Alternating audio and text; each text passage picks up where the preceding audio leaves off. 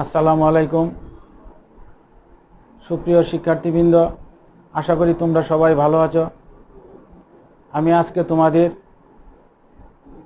Master শেষ বর্ষ ব্যবস্থাপনা বিভাগের ক্লাস নেওয়ার জন্য এখানে উপস্থিত হয়েছি। আজকে আমি তোমাদের ব্যবস্থাপনা বিভাগের শেষ বর্ষের MBA ইন ম্যানেজমেন্ট এর কোর্স বা বিষয়টির মধ্যে ইন্টারন্যাশনাল বিজনেস, আন্তর্জাতিক ব্যবসায়, এটি আমি পড়ানোর জন্য অনলাইনে উপস্থিত হয়েছি। আশা করি তোমরা সঠিকভাবে এবং কার্যকরভাবে শোনার জন্য চেষ্টা করবা। তোমরা জানো যে বর্তমান সময়ে একটি মহামারী চলছে। এই মহামারী শেষ হওয়ার সাথে সাথে আমাদের জাতীয় বিশ্ববিদ্যালয়ের পরীক্ষা অনুষ্ঠিত হবে এবং সেই সময়ে তোমাদের সবাইকে পরীক্ষায় অংশগ্রহণ করতে হবে। সেই জন্য আমরা অনলাইন ক্লাস নেওয়ার জন্য উপস্থিত হয়েছি এবং তোমাদের সিলেবাস শেষ করার জন্য যথাসাধ্য চেষ্টা করে যাচ্ছি। আজকে আমি যে কোর্স বা বিষয়টি পড়াবো সেটি হচ্ছে ইন্টারন্যাশনাল বিজনেস, সাবজেক্ট কোড 3,12,603। এই কোর্স বা বিষয়টির মোট 7টি অধ্যায় রয়েছে। প্রত্যেকটি অধ্যায় গুরুত্বপূর্ণ। সবগুলি অধ্যায় তোমাদের পড়তে হবে। আমি প্রতিটি অধ্যায় সম্পর্কে একটি সংক্ষিপ্ত ধারণা দেওয়ার চেষ্টা করব এবং প্রতিটি অধ্যায় আমি আলোচনা করার চেষ্টা করব।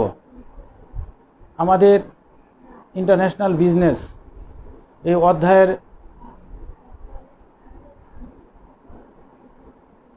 মধ্যে যে 7টি চ্যাপ্টার রয়েছে সেই চ্যাপ্টারগুলির নাম আমি প্রথমে বলছি। প্রথমে হচ্ছে গ্লোবালাইজেশন বা বিশ্বায়ন। 2 নম্বর হচ্ছে international business environment and business opportunities, আন্তর্জাতিক ব্যবসায়ী পরিবেশ এবং ব্যবসায়ী সুযোগ সুবিধা। 3 নম্বর হচ্ছে ব্যালেন্স অফ পেমেন্ট। 4 নম্বর হচ্ছে ফরেন এক্সচেঞ্জ মার্কেট। 5 নম্বর হচ্ছে ওয়ার্ল্ড ট্রেড অর্গানাইজেশন। 6 নম্বর হচ্ছে গ্লোবাল বিজনেস স্ট্র্যাটেজি। 7 নম্বর হচ্ছে ম্যানেজমেন্ট ইন দ্য ফিউচার। এই মোট 7টি অধ্যায় রয়েছে। আমি আজকে তোমাদের প্রথম অধ্যায় গ্লোবালাইজেশন এই অধ্যায়টা পড়ানোর চেষ্টা করব। এই অধ্যায়ের সম্ভাব্য যে সকল প্রশ্ন রয়েছে সেগুলি আমি প্রথমেই তোমাদের বলে দিচ্ছি। প্রথমেই আমরা যে কোশ্চেনটার কথা বলবো সেটি হচ্ছে বিশ্বায়ন কি, হোয়াট ইজ গ্লোবালাইজেশন। বিশ্বায়নের বৈশিষ্ট্যসমূহ আলোচনা করা। Discuss the characteristics or features of globalisation. বিশ্বায়নের কারণসমূহ আলোচনা করা। Reasons for globalisation. বিশ্বায়নের ফলাফলসমূহ আলোচনা করো। Result of globalisation. বিশ্বায়নের পক্ষে যুক্তি বা সুবিধাসমূহ আলোচনা করো। Argument in favour of globalisation. বিশ্বায়নের বিপক্ষে যুক্তি বা অসুবিধাসমূহ আলোচনা করো। Arguments against of globalisation. বিশ্বায়নের 10 সত্য, 10 ট্রুথস ইন গ্লোবালাইজেশন। তৃতীয় বিশ্বের উপর বিশ্বায়নের প্রভাব আলোচনা করা। Impact of globalisation on third world countries. বিশ্বায়নকে কেন নব্য সাম্রাজ্যবাদ বলা হয়। Why is the called new imperialism. নারীর উপর বিশ্বায়নের প্রভাব আলোচনা করো। The positive effect of globalisation on women. নারীর উপর বিশ্বায়নের নেতিবাচক প্রভাব আলোচনা করো। Negative effect on globalisation on women. Franchising কি, হোয়াট ইজ ফ্রাঞ্চাইজিং। কৌশলগত জোট কি, হোয়াট ইজ স্ট্র্যাটেজিক অ্যালায়েন্স। অনুমোদিত চুক্তি কি, হোয়াট ইজ লাইসেন্সিং এগ্রিমেন্ট। এগুলি হচ্ছে মূল প্রশ্নগুলি।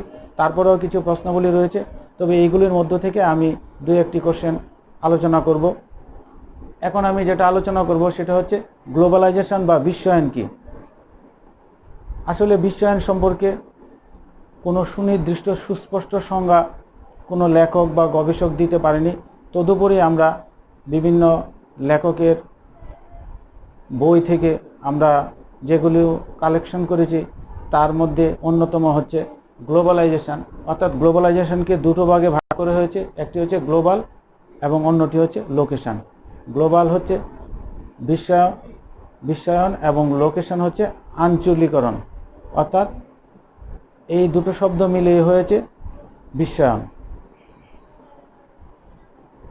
কোনো লেখক জাপানি ভাষা থেকে গ্লোবালাইজেশন শব্দটির সৃষ্টি হয়েছে বলে তারা মত প্রকাশ করেছেন। তারা বলেছেন ডোকহা কুকা শব্দ থেকে বিশ্বায়ন শব্দটির সৃষ্টি হয়েছে। যাই হোক, যে যেভাবেই বলুক না কেন, বিশ্বায়ন হচ্ছে এমন একটি প্রক্রিয়া যে প্রক্রিয়ার মাধ্যমে সমগ্র পৃথিবীকে একটি ভিলেজে পরিকল্পনা করা হয়ে থাকে। বিশ্বায়নকে বাংলায় যারা আক্ষরিত করেছেন তাদের মধ্যে ভয়েস অফ আমেরিকা এবং বিবিসি অন্যতম। তারাই প্রথম গ্লোবালাইজেশনকে বিশ্বায়ন বা বাংলায় এই নামটি প্রথমে ব্যবহার করেছেন। অর্থাৎ বিশ্বায়ন হচ্ছে এমন একটি প্রক্রিয়া যা নির্দিষ্ট কোনো একটি বিষয়ের উপর সীমাবদ্ধ নয়, বরং এটি বিশ্বজনীন ও সার্বজনীন। অ্যান্থনি গিবসনের মতে বিশ্বায়নকে পৃথিবীর বিভিন্ন প্রান্তে সামাজিক সম্পর্ককে জোরদারকরণের প্রক্রিয়া হিসেবে সংজ্ঞায়িত করা হয়। অনিতা রোডিস এর মতে globalization means the economic integration with world economy through the economic liberation such as deregulation, privatization and greater openness to world trade and investment। অর্থাৎ অনিতা রোডিসের মতে অর্থনৈতিক উদারীকরণ, যেমন নিয়ন্ত্রণ মুক্তকরণ, বেসরকারীকরণ এবং অধিকতর মুক্ত বিশ্ব বাণিজ্য ও বিনিয়োগের মাধ্যমে বিশ্ব অর্থনৈতিক ব্যবস্থার সাথে সংহতিকরণের অর্থ হচ্ছে বিশ্বায়ন।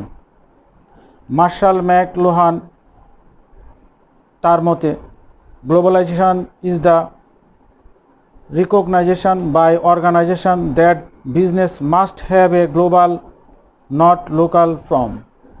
অর্থাৎ গ্লোবাল বিলের ধারণার পরিবর্তিত রূপই হচ্ছে বিশ্বায়ন। বিশ্বায়নকে আমরা আরও অতি সংক্ষেপে বলতে পারি, বিশ্বায়ন একটি ব্যাপক ভিত্তিক প্রক্রিয়া। বিশ্বায়নের কোনো সুনির্দিষ্ট মানদণ্ড নেই। নতুন নতুন যোগাযোগের নেটওয়ার্ক তৈরি করা হচ্ছে বিশ্বায়ন। শ্রমের অবাধ প্রবাহ ও গতিশীলতা সৃষ্টি করার নামই হচ্ছে বিশ্বায়ন। সামাজিক বন্ধন সৃষ্টি করে বিশ্বায়ন। পরিশেষে আমরা বলতে পারি বিশ্বায়ন হলো এমন একটি প্রক্রিয়া যা রাষ্ট্র ও সম্প্রদায়ের গতানুগতিক কাঠামোর পরিবর্তে আধুনিক কাঠামো নির্মাণ এবং আন্তর্জাতিক সংস্থাসমূহের মাধ্যমে বিশ্বের সকল দেশের মধ্যে সহযোগিতা বৃদ্ধির একটি প্রক্রিয়াই হচ্ছে বিশ্বায়ন। এখন আমরা আসি বিশ্বায়নের বৈশিষ্ট্যসমূহ কী কী সেগুলো নিয়ে আমরা আলোচনা করব। প্রথমে দেখি আমরা ফ্রি মুভমেন্ট অফ ইনফরমেশন।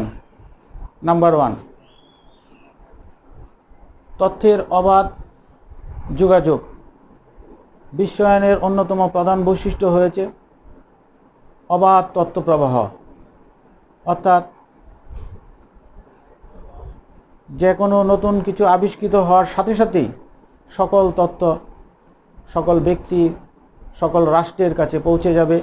এটাই হচ্ছে অন্যতম কারণ। তার মধ্যে হচ্ছে electronics media, satellite channel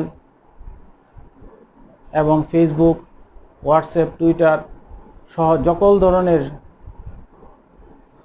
media রয়েছে।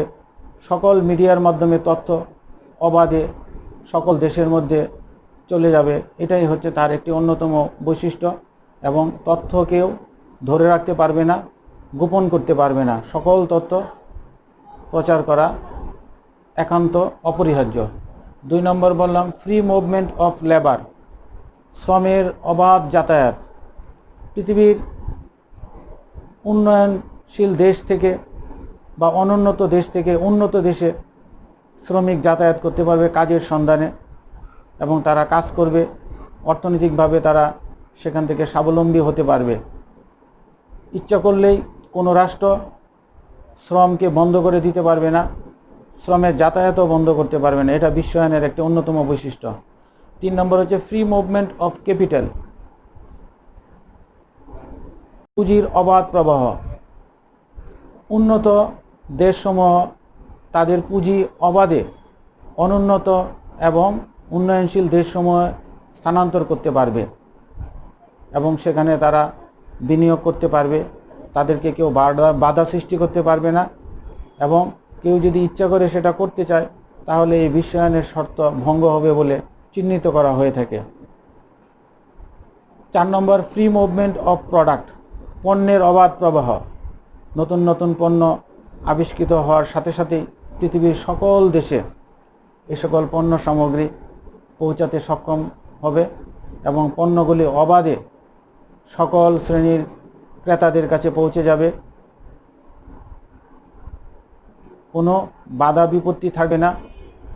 এই ব্যাপারে সকল বিশ্ব নেতারা একমত পোষণ করেছেন যে পণ্যের সাথে সাথে পৃথিবীর সকল রাষ্ট্রে পৌঁছে যাবে, শুল্কমুক্ত পণ্য ব্যবস্থা করা হবে, প্রয়োজনে বিভিন্ন ধরনের ভর্তুকি দেওয়া হবে এবং পণ্য যাতে অন্যান্য দেশগুলিতে সহজেই পৌঁছাতে পারে, অর্থাৎ উন্নত দেশের পণ্যসমূহ যাতে অবাধে উন্নয়নশীল এবং অনুন্নত দেশের মধ্যে পৌঁছাতে পারে। ইনক্রিজ অফ সোশ্যাল রিলেশন,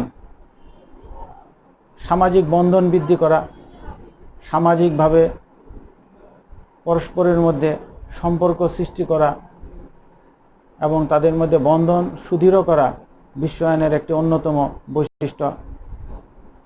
সামাজিক বন্ধনের অংশ হিসাবে সকল ধর্ম, বর্ণ, জাতি, গোষ্ঠী তাদের মধ্যে কোনো ভেদাভেদ থাকবে না, সকলেই এক এবং তাদের মধ্যে পারস্পরিক বন্ধুত্ব, আত্মীয়তা করতে পারবে।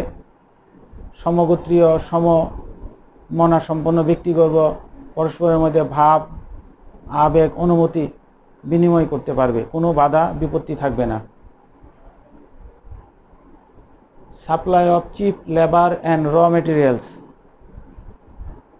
উন্নত দেশসমূহ অনুন্নত দেশ থেকে সস্তায় শ্রম এবং কাঁচামাল তারা নিতে পারবে এবং উন্নয়নশীল দেশগুলো উন্নত দেশ থেকে র মেটেরিয়াল বা কাঁচামাল আমদানি করতে পারবে। এতে কোনো বাধা বিপত্তি বা রেস্ট্রিকশন থাকবে না এবং কোনো কোনো ক্ষেত্রে শুল্কবিহীন বা ট্যাক্স ফ্রি কথা বলা আছে, সেগুলোরও সুযোগ সুবিধা নিতে পারবে। কারণ উন্নত দেশে একজন শ্রমিকের চাহিদা অনেক বেশি,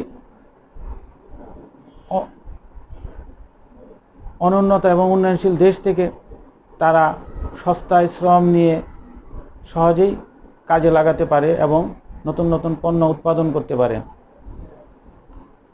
এক্সপানশন অফ কালচার, সংস্কৃতির বৃদ্ধি। সংস্কৃতির পৃথিবীর সকল দেশের নিজস্ব একটা সংস্কৃতি আছে, সেই সংস্কৃতি শুধুমাত্র নিজেরাই ধরে রাখতে পারবে না, তার ভাবধারা, কার্যক্রম পৃথিবীর সকল দেশের মধ্যে পৌঁছে দিতে হবে। বিশেষ করে পশ্চিমা বিশ্ব তাদের সংস্কৃতিকে অনুন্নত এবং উন্নয়নশীল দেশের মধ্যে বিরাজমান করার একটি প্রক্রিয়াই হলো বিশ্বায়ন।